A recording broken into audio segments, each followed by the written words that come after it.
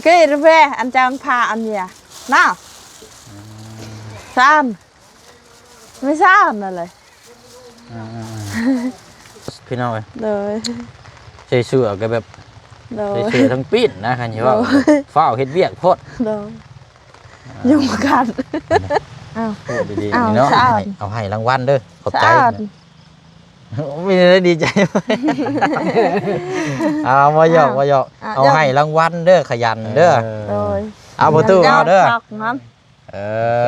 โดยเอาหั่นแหละแบ่งกันคนละแสนพี่น้อยเนาะขยันนะครับ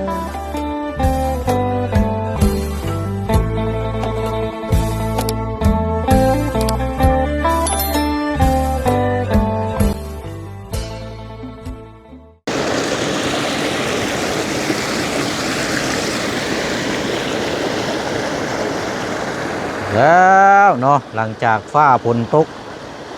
แห้งกระลำนักพี่น้องเลยผ่านมาเส้นบ้านสะทึมก็เลยแวะมาเปิดภาพเนาะหรือว่ามาเปิดคลิปให้ทางป้าลุงทางพี่น้องเขาได้ครับได้ชมเบิ่งพี่น้องเนาะเบิ่งน้ำท่วมเข่าเนาะบวกกับกันไห้ข้างหน้านี่ขาดเบิดอะไรพี่น้อยถ่วมเบิดเลยให้นี่เนาะเบิ้งเอาใช้แม่น้ำนี่สิน้ำใหญ่นี่สิมาแต่ทั้งหมู่บ้านพุ่นนี่พี่น้อยเนาะว่าบ้านสะทึมพุ่นเอาจักภาพจักแคปก่อนสิพี่น้อยโอ้ยมุดดึงลิ้นกดได้อันนี้เนาะดึงกัดมึงดึงกัดโอ้ไม่ใช่กัดอยู่นี่บอกกินนี่น้ำท่วมแบบมุดดินขึ้นกกหญ้าพี่น้อยใส่มาใส่เกือบนี่บาทนี่เนาะเอาพี่น้อยเนาะก็ถือว่ามาเปิดภาพมาเปิดคลิปอยู่นี่กับแบบธรรมชาติเนาะเปลี่ยนมุมให้ทางปลาลุงเขาก่อนจะเข้าไปครับไปชมเคสทางพ่อน้องคำบีน้ำการดีเนาะหรือว่าเคสของทางน้องคำบีเนาะพี่น้องเนาะเอากล่าวสบายดีและสวัสดีพ่อแม่พี่น้องน้ำกันเบิดสุขุสุคนนะพี่น้องเด้อเนาะพบเจอกันอีกคือเก่าคือเดิมพี่น้องเนาะพอดีว่าสิเอาน็อตพี่น้องเนาะน็อตจับตัวที่ใส่กับเคียงตีนกระท่อมเรียกว่ากระตูบมันแหละพี่น้องเนาะเพราะว่าซื้อมามือเศร้านี่แหละมันสั่นโพดมือเช่นก็ได้เสียเอามาเปลี่ยนก้อนเพราะว่ายันมือยันสร้างเพิ่นยันเฮ็ดก้อนนะพี่น้องเนาะก็ได้เอามาให้ก้อนเนาะกับซื้อกับเขาซื้อสิ้นหมูไม้ทางประตูแล้วแน่พี่น้องเนาะซื้อมาโลนึงแล้วก็บุเชียงสีเอาเงินในทางประตูเนาะนำเราแน่เนาะพี่น้องเนาะพอได้ใส่ใจเพราะว่าให้เราทางหญ้าทางกล้วยนะพี่น้องผมมีเราเมื่อวานนี่พี่น้องเนาะจาก100,000-200,000นะพี่น้องเนาะไปอะไรพี่น้องเนาะเดี๋ยวเขาไปติดตามเพื่อนำกันเนาะคุณพี่น้องงามเข่าเนี่ยเนาะกำลังเริ่มก็หน้านี่เขาก็มาเปิดคลิปอยู่นี่แหละกำลังกระเจ้ากำลังเริ่มลำพี่น้อยแต่ว่าอันนี้โอ้เราสิไปเสียดินะพี่น้อยรถจักรที่ข้ามนู้ไปบนอ้อมันนี่เฮ็ดอย่าเลิกพอเด้ออย่าเลิกพ่อใหญ่เด้อหารุ่นน้ำกันพี่น้อยเราสิไปต่อหรือว่าสิถอย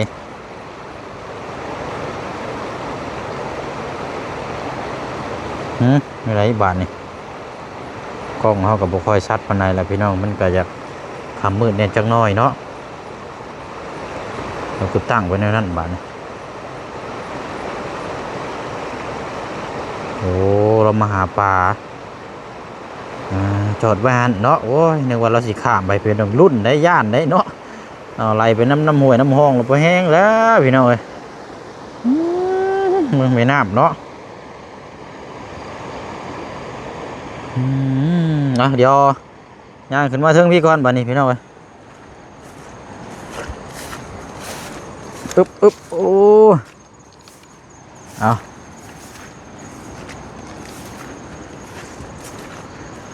เพิ่งนี้ก็จะเป็นผู้เนาะผู้พานี่พี่น้องเอ้ยบรรยากาศอันนี้ตรงข้ามทั้งนี้ก็จะเป็นทางขึ้นไปบ้านสะทึมนี่เนาะที่เขา มาเบิ่งดูแลเวียกงานอยู่นี่แล้วก็โอ้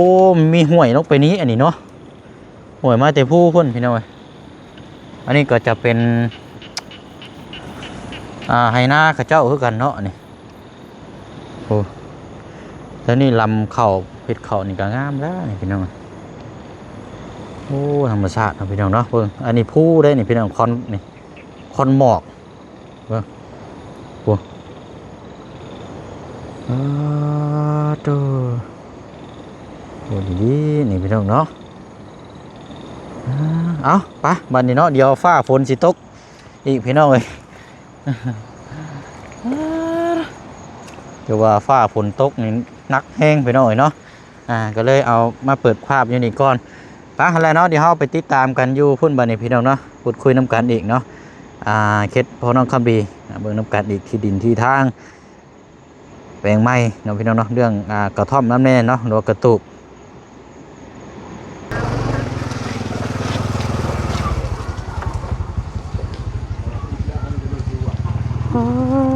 เนาะถือว่าเป็นอีกมุมหนึ่งอันนี้เนาะงามลายพี่น้องเอ้ยทั้งสีนี่แบบสีโบเบื่อเนาะเบิ่งย่ำไรกับงามย่ำนั่นสีนี่แล้วกับโบตกอีกได้นี่สีนี่ถ้าเป็นสีเฮือนแบบหุ่งแจ้งจ้านี่มันจะตกไว้พี่น้องเนาะอันนี้สีแบบคึมแบบสีเฮือนผู้ใหญ่นะคันสิว่ากันโอ้ยเนาะเอาเจอกันฟ้าฝนตกเอาแท้ว่าเกินไปเนาะเป็นยังไงเสาเขาเจ้าขึ้นนะบ่ไอ้ปันเราขึ้นแล้วจักกันเราขึ้นไปพูดบัดแล้วฝนตกแห้งเมื่อเฮ็ดประตูเฮาเนาะแล้วเมื่อกี้นี่หากะกี้นี่เรามีแต่ว่าหามื้อจังเขาเจ้ามาต่อกันเนาะมันผ้าฝนตกแห้งพี่น้องเพื่อนเฮาเราพักมันเห็นคือแล้วจังลุมใส่กันตอนนั้นเนาะความทำดีนั่นเราบ่ยากเราบ่ได้แต่งกินเลยนั่นเขาว่าเฮ็ดแล้วเขาบ่อยู่โดยไอ้ปันอันรบกวนนี่เนี่ยอันเจ้าว่างอยู่บ่โดยว่าสิเอาพอดีซื้อหมูมาให้ทั้งอันประตูแล้วโลนึงโดยก็ได้เสียมาฝากแล้วโดยมาเบิ่งอันนี้ก่อนพี่น้อยมาเบิ่งกระตูบกระท่อมก่อนโดยแบบนี้สิแบบคือกระตูบของทั้งอันไอ้ปั้นพี่น้อยที่เฮาสิเฮ็ดนี่โดยแต่ว่าอันนี้มันเชแล้วนี่เนาะโดยจักปีแล้วจะปลูกอันนี้นะโดดหลังคาก็ไปเบิดแล้วเนาะโดยได้แล้ว7 ปี8 ปีอ๋อโธ่ก็สิทรงสไตล์แบบนี้แหละพี่น้องแต่ว่าเฮาสิต่อคืนตัวนี้ออกมาอีกแบบว่าข้างทางนั้นออกไปพุ่นแล้วก็นี่ไปพี่แล้วก็ตัวใหญ่นี่ข้างหน้าแบบนี้นะพี่น้องก็สิประมาณนี้แหละเนาะโดยพอได้นั่งส้นก้อนนะพี่น้องเนาะไปก้อนบานนี้เนาะเดี๋ยวเอาอันนี้ก่อนโอ้กล้วยก็ยังอันนี้อยู่อันนี้เนาะโดยซื้อไว้มื้ออื่นแล้วก็เจ้าอันมาส่งมาครับส่งต่อบ่โดยพี่น้อยเดี๋ยวไปหาประตูแล้วก่อน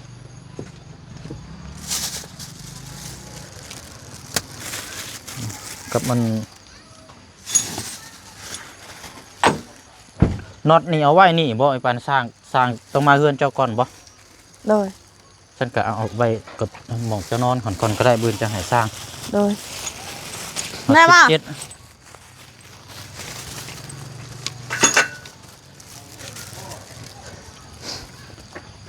ประตูมาผลเนาะเราขึ้นแล้วกินี่ประตูเราลงมาพี่บอกินอีกอะโดยเรามาเอาทรายไผ่ต่อสิต่อแล้วแต่ฝนตกยันไฟฟ้าช็อตแบบนั้น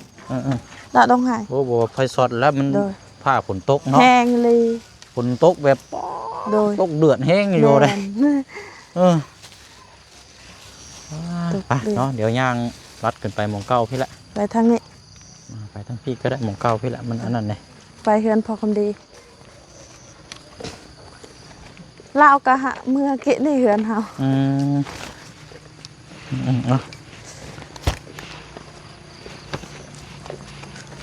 เสื้อผ้าหน้าแพร่นี่มิแต่ขี้ตมเลยบุกมาแต่บ้านแก้งดวงในหันโอ้ยสัตว์ว่าปีนี้เลยเฮาบ่ได้เข้าแกงดวงในแต่ละปีเข้าตลอด แกงหลวงในโดยไปซื้อกล้วยโอ้แกกล้วยแต่พุ่นมือ3 โตนมือ3 โตนคารถโบพากันดึงรถพอดเฮานี่แหละปีนี้แหละเฮาพักเฮาบ่ได้ไปโอ้ยโหดแล้วเนี่ยมันมีหม่องทางเนินน่ะแบบเวียกตลอดนะเฮือนเฮา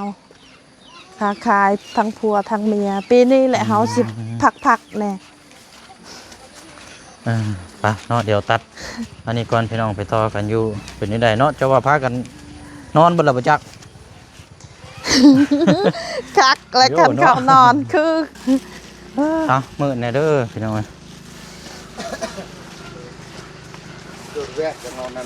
ตกลิ้นมือนี่นักกูมื้อนี้อีกมื้อนี่โดยเบิ่งนี่มือนี้หมดมือเลยได้แห้งเลยไปใช้ลายสถานีเอาบ่แม่นเนา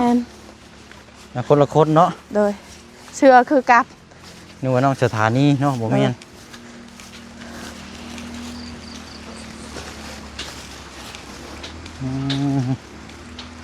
เราสิว่าแล้วแต่เก่าคือบ่เห็นมามืดปานนี้ทำจนมืด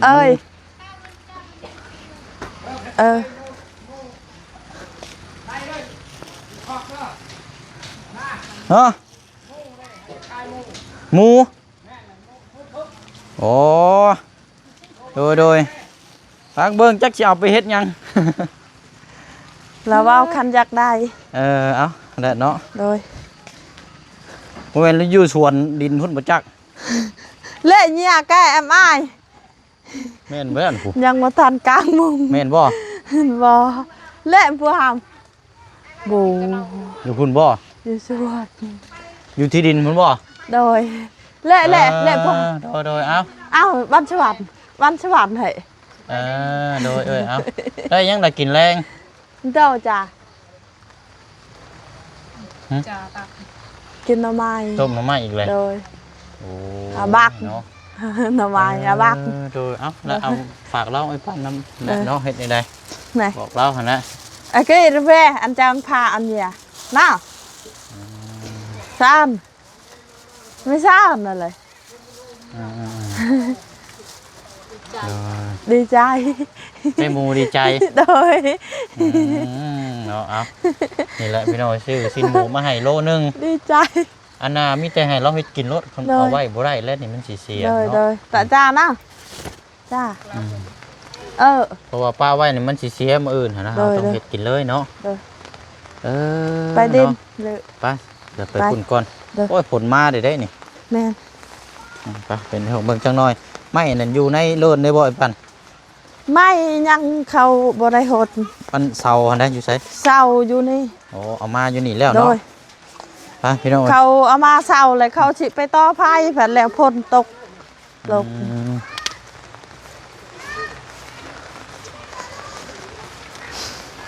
อันนี้เปื้อนแห้งนี่รอได้พี่น้องทางนี่แบบสุดเลยล่ะ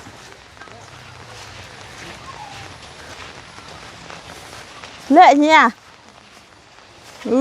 เห็ดแล้วบาทนี่ใช่นะกูตายพลาดอะไรเข้าเมื่อแต่นี่เราก็เมื่อนำเข้าโบเมื่อเลยฮักก็เมื่อกินนี่เห็ดแล้วเราทาอยู่พุ่นเลยทาพ้นเช้าเลยเราสิบอกให้มาเห็ดมันยังปุ๊กยังเสียไหวนั่นน่ะบ่ประตูปุ๊กยังอันนี้นะอ๋อไม่ได้ข้าวโพดเลยข้าวโพดเลยเขาไม่ได้ทามค่ะก็อยู่ปุ๊กไว้เนาะเขาขึ้นนัดเดียวคนมาไหวพี่เบิร์ดเลยบ่โดยเดือดแต่ไม่แป้นครับอันนั้นเนาะโดยไม่พาเชล่าเนาะโดยเพื่อนล้างตัวนั่นเขาคออันไฟเห็นบ่โดยโอเคเนาะบางเชื่อบางที่อนาคตถ้าว่าได้ปุ๊กเพื่อนกะอาจจะได้ต่อจากเพื่อนนั่นแล้วเนาะแต่ว่าค่าเสียค่าฟืนค่าไฟอย่างเขาก็สิจ่ายให้เบิดนะโดยเพื่อนแม่ตูนี่ก็ไฟบ่แห้งไฟต่อแต่คนอื่นการไฟต่อจากคนอื่นมันจะบ่ค่อยแห้งปานใดหรอก มีกงเตอร์เราเองเลย โอ้ยเนาะมื้ออื่นนี่ได้ประกอบในของใครเนาะ โดย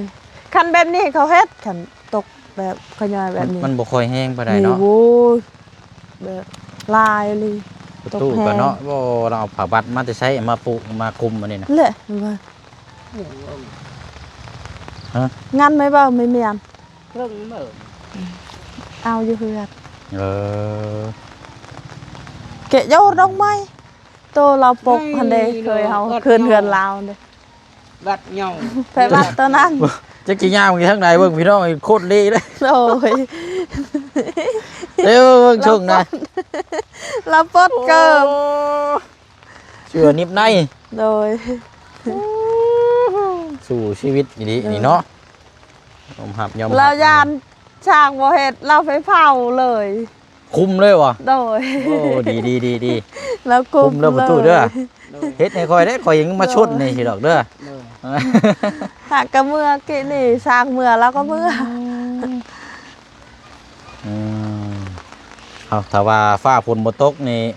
ประกอบอยู่นี่แหล้วเฮาประกอบแล้วเฮาจังโจมไปก็ได้อยู่ดอกเนาะ โดย มันก็บ่ได้ใหญ่ปานใดหรอก โดย เสามันก็น้อยๆหนึงนี่แหละพี่น้อง โดย ประมาณอันนี้แหละอันนี้ก็เจ้า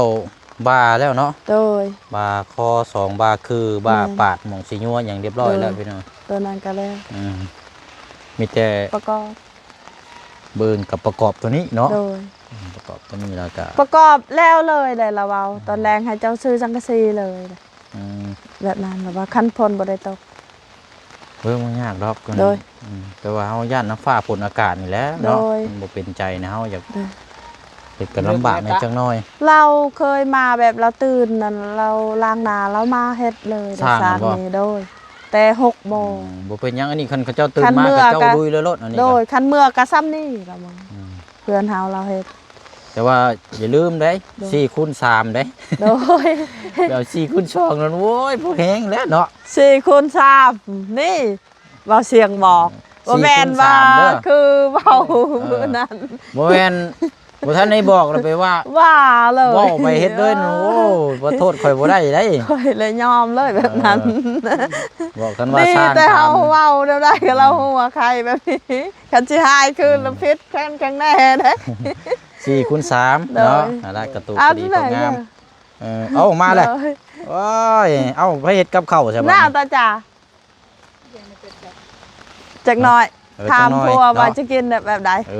อถามเมนูก่อนเนาะ โดย ถามเมนูก่อนว่าสิเฮ็ดกินแบบใด เอาตัวไหน เออ แล้วมาทาลาวก่อน เอาปิ้งหรือว่าคั่วก็ได้เนาะ คือ มันมีพัก คือ กัน เว้าตลอดเขามักลาวเขาเก็บเฮ็ดลาบ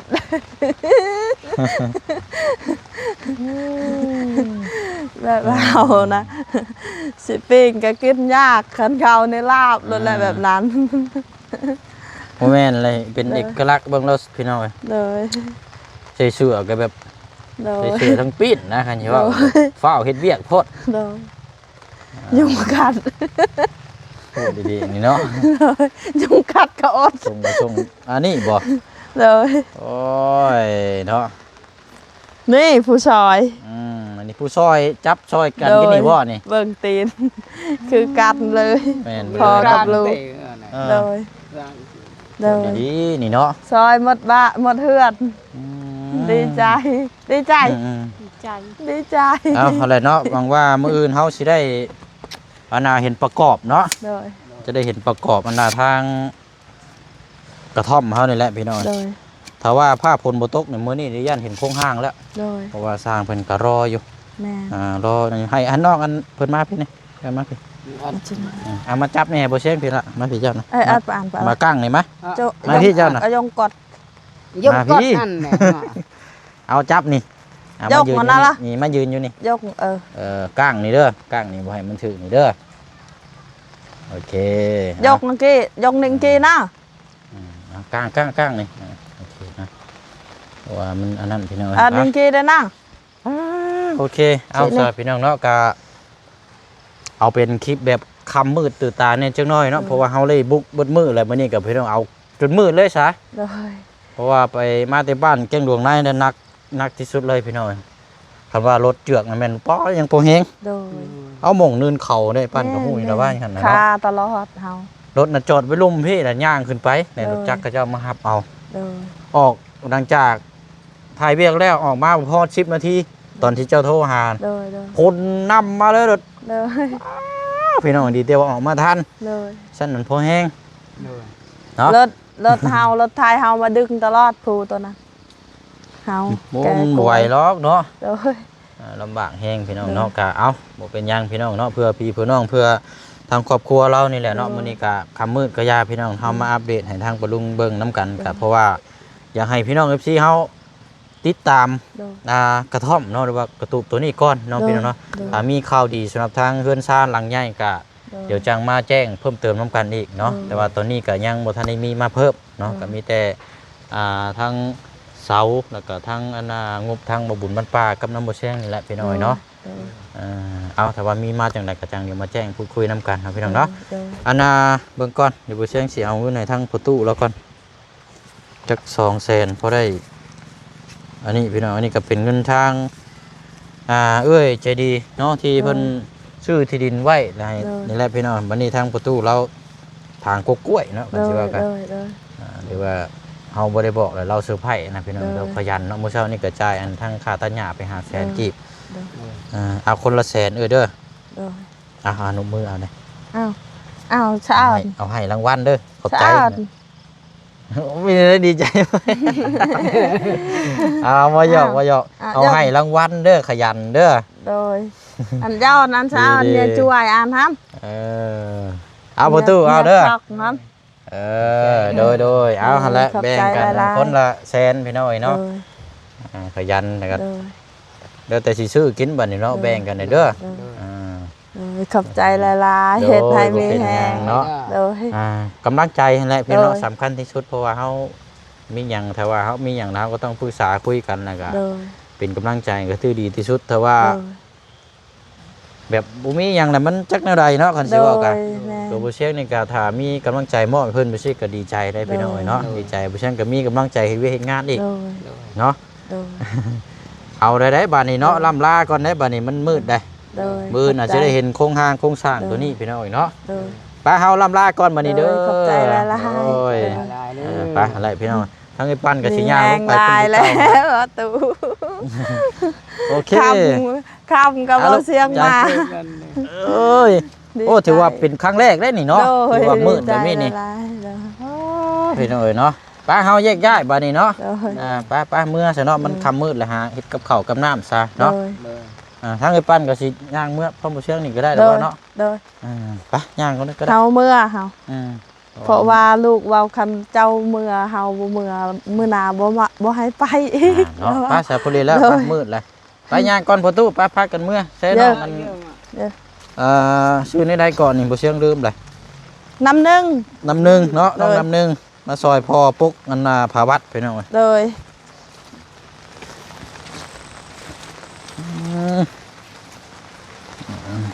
ไป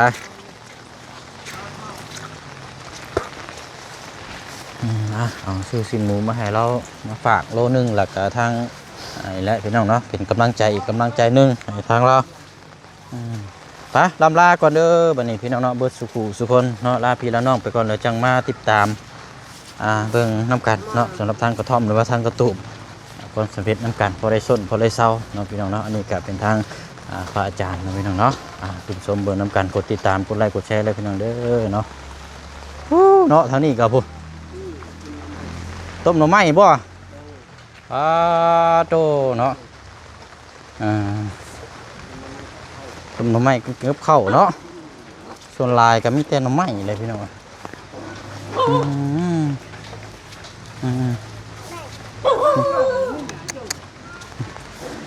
ไปเนาะ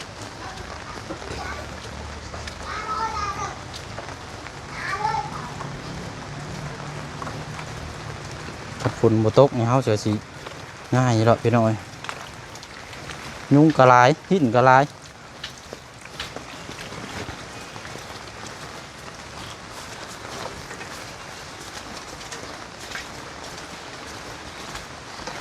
อึบโอ้ยเอาบายบายเลยเสร็จพี่น้องเด้อเนาะเดี๋ยวก็เงี้ยงแล้วก็จังแล้วพี่น้องจังมาติดตามบนน้ำกันเนาะโอ ไปพี่น้อง